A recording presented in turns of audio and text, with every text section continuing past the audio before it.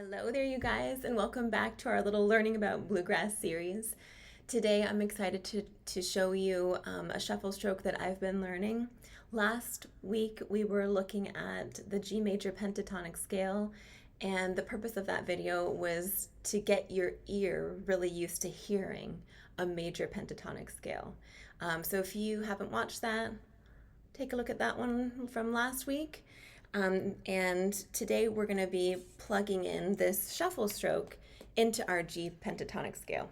So there's all sorts of shuffle strokes out there, and at my lesson with Chris Hay, I'm not sure when you're saying, but anyway, it was a while ago, a recent but a while ago lesson I had with Chris. Check out his YouTube, which is called the Fiddle Channel, and check out his Patreon, which is called the Fiddle Channel. He is the master of the fiddle and is an amazing teacher. So I've been learning about this shuffle stroke. So this Nashville shuffle stroke is what it's called. Nashville shuffle. And it's just like a little groove that you kind of have to get in. You kind of have to get into the groove, because when you play a lot of bluegrass music, it's not visually apparent that there's this groove happening. But if you are aware of it, you can bring out certain notes because you're feeling this background kind of groove. So anyway, I don't want to confuse you too much. Let's see what it looks like. It's a quarter note or a long, and then two shorts, like 2 eighth notes, a long, and then 2 eighth notes.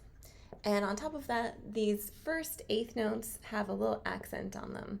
So it would be bum, ba, ba, bum, ba, ba, bum, ba, ba, bum, ba, ba. And also those eighth notes are swung. So rather than bum, bum, bum, bum, bum, bum, bum, bum, because us classical players are used to playing the eighth notes 1 and 2 and 3 and 4 and. But in a lot of folk music, it's not. It's 1 and 2 and 3 and 4 and. So it's kind of got a little bit of a long short. But if I refer back to my lovely teacher, Julie, she would say, hopefully if I'm saying this correctly, she would think of the rhythm as being more derived from a triplet. So not this. It's not a dotted eighth note with a 16th note.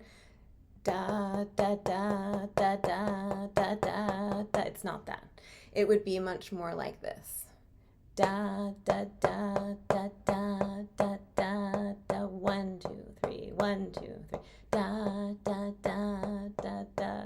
So anyway, for those of you music theory nerds out there, you want to know all the details, that's how I would kind of describe it based off of what I've learned at this moment in time. So anyway, the Nashville shuffle is bum, ba, ba, bum, ba, ba. I'm sorry, it's bum, ba, ba, bum, ba, ba, bum. So there I go back to playing the eighth notes, ba, ba, ba, ba, but it's ba, ba, ba, ba, ba, ba, ba, ba, ba, ba, ba, ba, ba, ba, ba. Okay, so let's plug this shuffle into our G pentatonic scale. So if you weren't at the lesson last week and you don't have these notes, these are the notes of the G major pentatonic scale. Scribble those down real quick, put them on a sticky note, and put the sticky note on your music stand so that you always have it there while you're learning about pentatonic scales in bluegrass. It's so helpful to just have that there. And we're going to practice plugging this Nashville shuffle into the pentatonic scale. So, but before we do that, let's just pick an open string like G, since we're in G pentatonic today. Just play an open G and see if you can get that shuffle stroke. So one tip that I have, which may or may not be helpful at all or right, is that since we're emphasizing beat 2 and beat 4, you don't want to do this.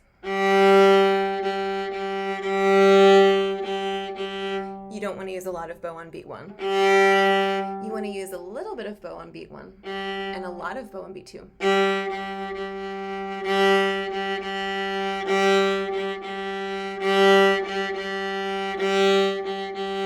And also, I'm kind of in an awkward place in the bow here, so I'm going to move a little bit higher, and I'll see if I can speed it up. So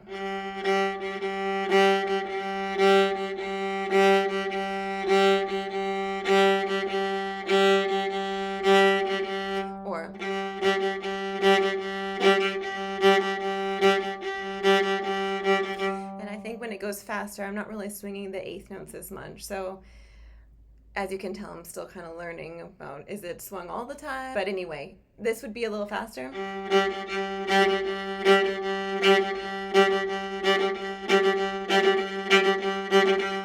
That's as fast as I can play it at the moment. So let's try it slowly together to start with, and we'll start with kind of swinging. So you could start on an up bow, you could start on a down bow. I'm going to start on a down bow, but I'm not going to use very much bow, so just watch me first. See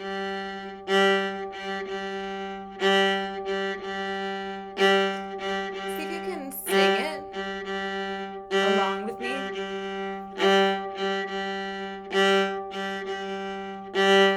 Da, da, da, da, da, da, da, da, da, da. And then just jump in.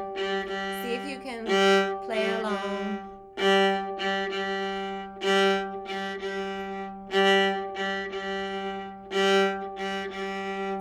Let's go a little bit faster.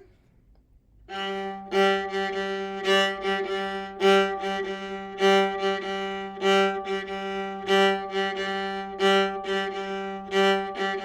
maybe a little faster. I'll go first.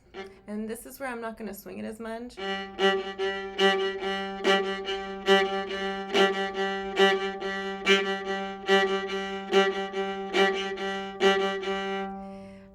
Bluegrass, it's really hard to learn by playing bluegrass without anyone else, because I think you learn about the style from just playing with people who are familiar with the style.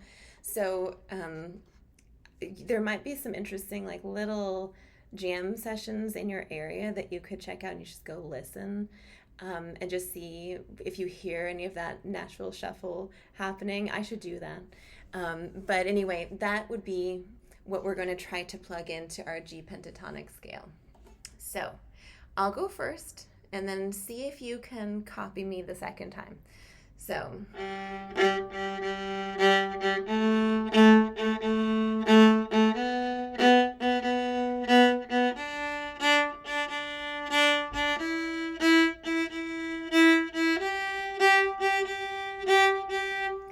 Should we try it together?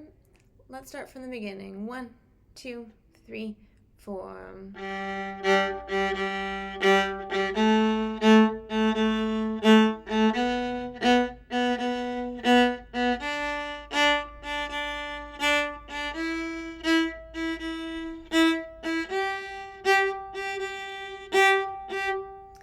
All right, and maybe a little faster. I'll go first.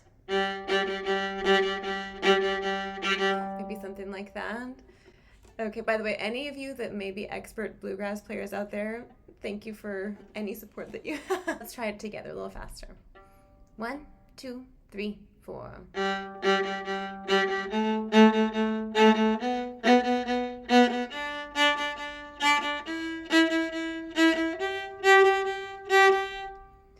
All right, so in your practice this week, see if you can get a little more comfortable with that Nashville shuffle.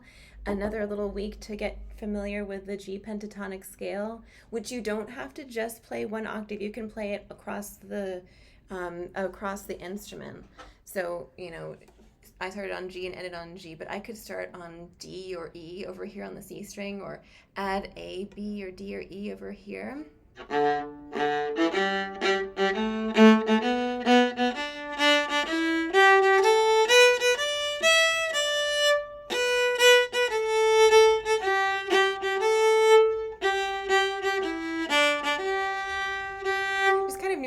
And see what you can come up with. But anyways, I hope you enjoyed this class today, and I will see you next week. We're going to take a look at a really lovely tune.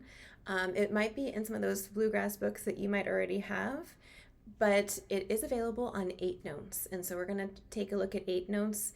And for those of you on Patreon, there's going to be a little attachment with my scribbles there for you with some of the things that we're learning. So I will see you there. Thank you for being here today.